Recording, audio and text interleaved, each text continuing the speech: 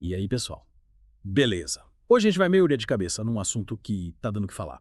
Tá bombando nas redes, hein? E se os UA resolverem classificar os cartéis mexicanos como, tipo, organizações terroristas? Nossa. Com o Trump de volta no comando e com os republicanos dominando o Congresso, essa ideia tá de volta com tudo. Pois é. Para esse deep dive, a gente se baseou num vídeo do canal Armapedia no YouTube. Eles explicam de um jeito bem legal esses assuntos militares e geopolíticos. Curti o canal. Bem didático. E, gente, já adianto, o impacto disso pode ser gigante. Tipo, é muito grande. Sem dúvida, a gente tá falando de uma questão super complexa e delicada. Vai muito além de simplesmente mandar tropas pra lá e resolver o problema. É tipo Rambo, né? Nada a ver com um filme de ação. A gente tem que entender as nuances, os riscos e as implicações de classificar os cartéis como, tipo, FTOs. FTOs? Organizações terroristas estrangeiras. Entendi. E por falar em implicações, o vídeo menciona um dado assustador. O número de mortes por overdoses de opioides no ZEUE, principalmente por causa do fentanil vindo dos cartéis, foi 117 vezes maior em 4 anos do que nos atentados de 11 de setembro. É um número realmente chocante. E parar pra pensar, né? Com certeza, esse dado coloca a gente frente a frente com a gravidade da crise. Mas rotular os cartéis como terroristas pode ser tipo uma faca de dois gumes. Por um lado, os IOE ganhariam um arsenal de ferramentas para combatê-los. Interessante. Mas, por outro, a gente precisa pensar na questão da soberania do México e nas possíveis consequências, que podem ser bem sérias. Verdade. A gente tem que analisar essa questão com cuidado, pensando em todos os lados da história, né? Exato. Mas, me explica uma coisa. Que ferramentas são essas que os IOI teriam na manga se os cartéis fossem classificados como OFTOs? O vídeo destaca 4 ferramentas principais. A primeira é a proibição de apoio material, o que significa que qualquer pessoa, no ZUE, ou sob a jurisdição americana, estaria proibida de dar qualquer tipo de apoio aos cartéis. Dinheiro, armas, treinamento, até mesmo conselhos. Tudo isso seria considerado crime. Caramba. Seria um golpe tanto nas operações dos cartéis, né? E Quais seriam as outras? a segunda ferramenta seria o congelamento de ativos e sanções financeiras. Os bancos americanos seriam obrigados a congelar e reportar qualquer dinheiro ligado aos cartéis, dificultando bastante a lavagem de dinheiro. E a terceira ferramenta é a expansão da jurisdição extraterritorial, Isso parece bem importante. o que significa que os IOA poderiam processar qualquer pessoa que apoiasse os cartéis, independente de onde ela estivesse no mundo. Nossa, isso realmente mudaria o jogo. E a última ferramenta, qual seria? A última, e talvez a mais polêmica, seria a autorização para o uso da força militar. Isso significa que os EUA poderiam usar o argumento da luta contra o terrorismo para justificar uma ação militar contra os cartéis, inclusive dentro do México. Aí já complica, né? Uma intervenção militar americana no México seria um evento histórico, com consequências imprevisíveis. O vídeo menciona que essa autorização se basearia na AUNF, a autorização para uso da força militar, aprovada depois do 11 de setembro. Mas essa autorização não era voltada para grupos envolvidos nos ataques. Como ela se aplicaria aos cartéis? É aí que a coisa fica meio nebulosa. A OMF poderia ser interpretada de forma a incluir os cartéis, caso eles fossem classificados como FTOs. Mas na prática, a gente sabe que uma decisão dessas não seria tomada de forma isolada. O Trump, apesar de ser conhecido por suas posições polêmicas, não é um especialista em política externa. Ele se baseia muito na opinião dos seus conselheiros. Entendi. E por falar em conselheiros, o vídeo destaca alguns membros do gabinete do Trump que teriam um papel importante nesse processo, né? Exatamente. O vídeo cita 5 figuras-chave, cada uma com suas próprias visões e prioridades. A gente tem o Mike Waltz, conselheiro de segurança nacional e ex-boina verde, Uau. conhecido por sua postura linha dura contra os cartéis. Ele, inclusive, co-patrocinou uma lei para autorizar o uso da força militar contra eles. Parece que ele não tá pra brincadeira.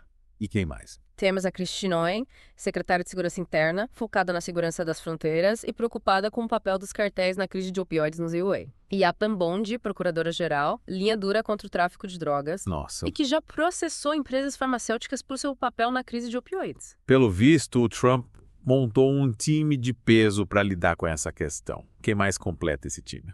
Temos o Chad Cranister, administrador da DEA, um xerife com bastante experiência na luta contra os cartéis.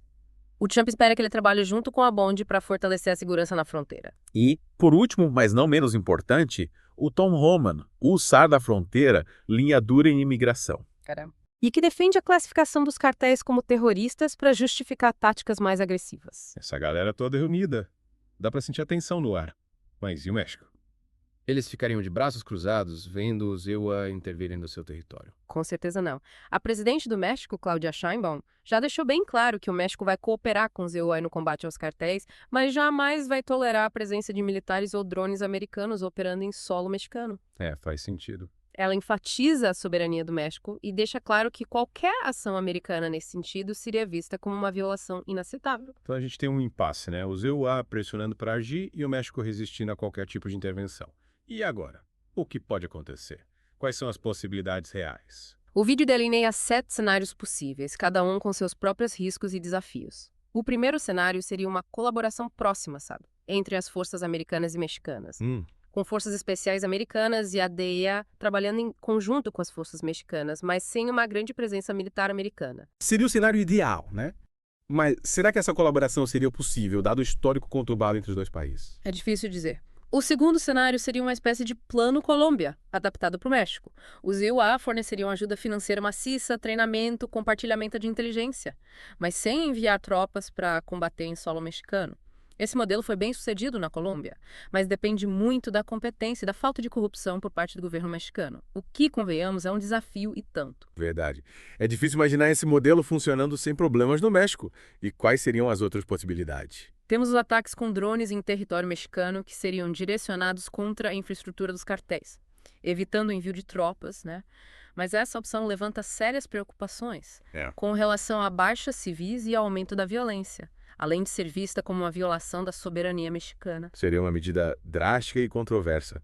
Quais outras opções o vídeo apresenta? Outra possibilidade seria a combinação de forças especiais americanas e ataques com drones no México. Ataques precisos combinados com operações terrestres, o que poderia ser eficaz, mas exige, ainda mais cooperação do México, o que parece improvável. Acho que o México jamais aceitaria esse tipo de intervenção. E quais são as outras opções? O vídeo também menciona a assistência de inteligência para ataques ou batidas, executadas por forças mexicanas. Os EUA forneceriam informações para as forças mexicanas realizarem suas próprias operações. Novamente, isso depende da capacidade do México de agir de forma eficaz e independente, o que nem sempre é o caso. Seria interessante ver o México tomando as rédeas da situação.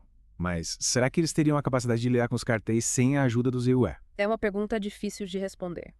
Outra possibilidade seria a criação de uma zona de amortecimento na fronteira, com o México permitindo que forças americanas operassem em uma faixa de território mexicano.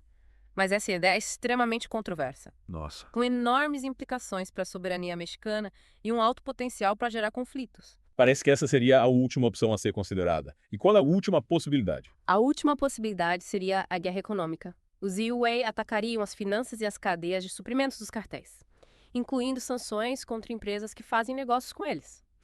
Mas essa opção também teria consequências imprevisíveis, podendo prejudicar a economia mexicana e até mesmo a americana. Uau! São muitas possibilidades, cada uma com seus próprios riscos e desafios, e o que mais a gente precisa levar em conta nessa história. Um ponto importante que o vídeo menciona de passagem é o impacto econômico da classificação dos cartéis como FTOs. O Tesouro americano poderia investigar, e potencialmente sancionar qualquer empresa. Até mesmo nos EUA que tenha qualquer tipo de vínculo com os cartéis. Nossa, isso de um terremoto. Imagina o impacto nas empresas americanas que fazem negócios com o México. O vídeo usa o exemplo do abacate, Grande parte da produção de abacate no México está ligada aos cartéis de alguma forma, seja por meio de extorsão ou de contratos. Se as empresas americanas não puderem comprar esses abacates sem sofrer sanções, o impacto na economia seria enorme. Com certeza. E esse impacto não se limitaria ao abacate. Diversas indústrias e cadeias de suprimentos seriam afetadas, gerando um efeito cascata imprevisível. E agora, o que será que vai acontecer? É difícil prever o futuro, mas uma coisa é certa. A decisão de classificar ou não os cartéis como organizações terroristas terá consequências profundas para o México, para os EUA e para o mundo. E a gente vai continuar acompanhando essa história de perto para trazer todas as novidades e análises para vocês. Pois é, essa história ainda vai render muito pano para manga. A gente precisa estar preparado para entender as nuances e as implicações de cada decisão. Com certeza. E por falar em implicações, o vídeo que a gente usou como base se concentra bastante nos aspectos militares e geopolíticos da questão. Mas e o lado humano dessa história? Qual seria o impacto na vida das pessoas, tanto no México quanto nos EUA, se alguma dessas medidas fosse, colocada em prática? É uma pergunta fundamental. O vídeo meio que passa batido por esse aspecto. Mas a gente precisa se aprofundar e entender como as diferentes ações impactariam a vida de milhões de pessoas, A começar pelas comunidades que vivem nas áreas controladas pelos cartéis no México. Elas já sofrem com a violência, a extorsão, a falta de segurança. Uma intervenção militar americana, por exemplo, poderia piorar ainda mais a situação, gerando mais conflitos, mais refugiados e mais mortes. É verdade. E do lado americano, a gente também já considera o impacto na opinião pública, né?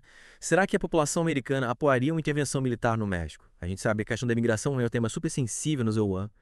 E uma ação militar poderia gerar um novo fluxo de refugiados, intensificando ainda mais esse debate. Sem dúvida. E a gente não pode esquecer do impacto econômico, né? Como a gente já mencionou, a classificação dos cartéis como organizações terroristas poderia elevar sanções contra empresas que fazem negócio com eles, o que teria um impacto significativo na economia americana. A gente está falando de cadeias de suprimentos interligadas, investimentos e empregos, é até complexo, as consequências seriam imprevisíveis. Parece que essa decisão é um verdadeiro campo minado, né? Com riscos e benefícios difíceis de calcular. Mas além de analisar os cenários e os possíveis impactos, a gente também precisa entender o contexto histórico dessa relação conturbada entre ZEUA e o México, né? Com certeza. A história das relações entre os dois países é marcada por intervenções, conflitos e desconfianças, né? Os ZEUA já invadiram o México diversas vezes ao longo da história. A política americana em relação à América Latina muitas vezes foi vista como imperialista e intervencionista. Então, qualquer ação americana em relação aos cartéis mexicanos precisa ser vista dentro desse contexto histórico. A gente entender as reações e as sensibilidades envolvidas faz sentido. E a gente também precisa levar em conta a questão do narcotráfico em si, né? Que é um problema complexo com raízes profundas na desigualdade social, na pobreza e na falta de oportunidades. A gente não pode simplesmente tratar o narcotráfico como um problema de segurança pública. A gente precisa entender as causas estruturais que alimentam esse ciclo de violência e criminalidade. Exatamente. A guerra às drogas implementada pelo ZEUA nas últimas décadas se mostrou um fracasso retumbante, né? Ela gerou mais violência, mais corrupção e mais violações de direitos humanos sem conseguir reduzir o consumo de drogas de forma significativa. A gente precisa repensar essa política e buscar alternativas que realmente ataquem as raízes do problema, né? Investir em educação, saúde, desenvolvimento social e oportunidades para os jovens. Parece que a gente está diante de um daqueles problemas que não tem solução fácil, né? Mas a gente não pode se dar ao luxo de simplesmente ignorar o problema ou de buscar soluções simplistas que só pioram a situação. Com certeza, a gente precisa ter humildade de reconhecer a complexidade do problema e a disposição de buscar soluções inovadoras e colaborativas que envolvam todos os atores, né? Governo, sociedade civil, organizações internacionais e principalmente as comunidades afetadas pela violência do narcotráfico. E nesse sentido, acho que é importante destacar o papel da sociedade civil, né? As organizações que trabalham na prevenção do uso de drogas, na reintegração social de ex-detentos, no apoio às vítimas da violência e na promoção da cultura de paz. Elas estão na linha de frente dessa luta e muitas vezes fazem um trabalho incrível, com poucos recursos e muita coragem. Sem dúvida. Elas têm um papel fundamental na construção de um futuro mais justo e mais humano. A gente precisa apoiar e valorizar o trabalho que elas fazem. A gente não pode deixar que a violência e o medo nos paralisem. A gente precisa se engajar, se informar e lutar por um futuro melhor. E você que está nos ouvindo, o que você acha dessa história toda? Quais são suas dúvidas, suas preocupações, suas sugestões? Compartilhe com a gente nos comentários. E lembre-se, a informação é uma arma poderosa na luta por um mundo mais justo e pacífico. Então, continue se informando, continue questionando e continue buscando a verdade.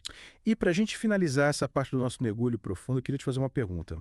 Será que a gente consegue imaginar um futuro em que a relação entre o ZEUA e o México seja baseada na cooperação, no respeito mútuo e na busca por soluções conjuntas para os desafios comuns? É uma ótima pergunta. Eu acho que a resposta está nas nossas mãos, né? A gente precisa pressionar nossos governantes para que adotem políticas mais justas e eficazes, que priorizem o bem-estar das pessoas e a construção de um futuro mais pacífico e sustentável.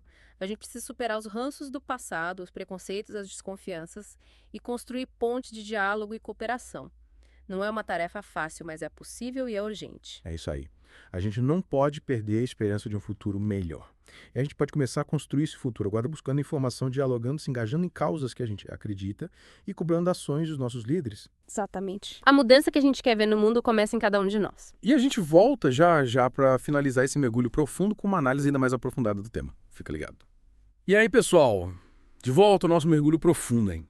A gente está analisando a possível decisão do ZEUA de classificar os cartéis mexicanos como, organizações terroristas. A gente já viu que essa decisão é super complexa. Envolve um monte de fatores, questões geopolíticas, impacto na vida das pessoas, enfim, um monte de coisa. A gente precisa olhar para essa história toda por vários ângulos. Exatamente.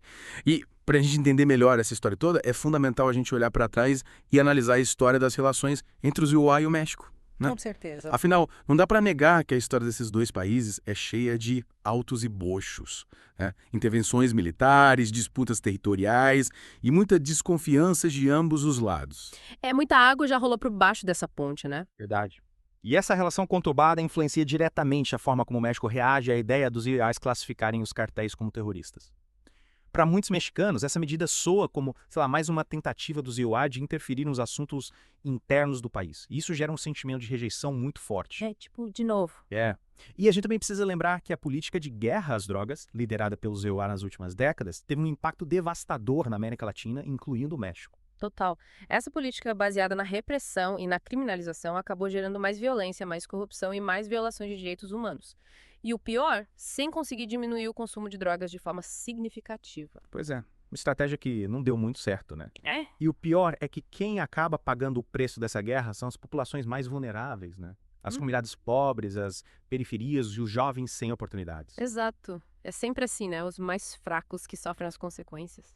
Triste, né? A gente precisa romper com essa lógica punitivista e buscar alternativas que realmente ataquem as causas do problema. Investir em educação, saúde, desenvolvimento social, geração de empregos. Ao investir nas pessoas... Tudo isso é fundamental para combater o narcotráfico de forma eficaz e humana. Concordo. E além dessas medidas de longo prazo, a gente também precisa pensar em soluções imediatas para lidar com a violência e o sofrimento que os cartéis causam, né? Tipo, no dia a dia das pessoas. Sim, claro. E nesse sentido, eu acho que é muito importante a gente valorizar e apoiar o trabalho das organizações da sociedade civil que estão na linha de frente dessa luta, sabe? Sim. As ONGs que trabalham com prevenção do uso de drogas, reintegração social de ex-detentos, apoio às vítimas da violência, promoção da cultura de paz. Enfim, tem muita gente boa fazendo um trabalho incrível. É verdade, a gente não pode esquecer dessas iniciativas. Muitas vezes com poucos recursos e muita coragem. Muita gente fazendo a diferença na prática, né? E essas organizações têm um papel fundamental na construção de um futuro mais justo e mais humano, né? Elas mostram que é possível resistir à violência, construir pontes de diálogo e transformar a realidade. Totalmente. Elas plantam sementes de esperança, sabe? Mostram que um outro caminho é possível. É um caminho mais humano, né? É. E a gente, como cidadãos, também tem um papel importante nessa história toda, né? Claro. A gente precisa se informar, se engajar, cobrar dos nossos governantes políticas públicas mais eficazes e humanas e apoiar as iniciativas da sociedade civil. A gente não pode se deixar paralisar pelo medo ou pela sensação de impotência. A gente precisa acreditar na possibilidade de um futuro melhor e lutar por ele. Com certeza. A gente não pode se acomodar, né? A gente precisa ser protagonista da mudança que a gente quer ver no mundo. É isso aí. A gente não pode perder a esperança. E a gente pode começar a construir esse futuro agora, sabe? Buscando informação, dialogando, se engajando em causas que a gente acredita, cobrando ações dos nossos líderes. Exato. Cada um de nós tem um papel a desempenhar. Somos todos parte da solução. E para a gente finalizar esse mergulho profundo, eu queria deixar uma mensagem de esperança, sabe? Apesar de todos os desafios, eu acredito que a gente pode construir um futuro melhor. Um futuro em que a relação entre os IUA e o México seja baseada na cooperação, no respeito mútuo e na busca por soluções conjuntas para os desafios comuns. Eu também acredito nisso. Que a gente consiga superar as diferenças e construir pontes em vez de muros, né? Isso aí. Valeu pela companhia, pessoal. E até o próximo mergulho profundo.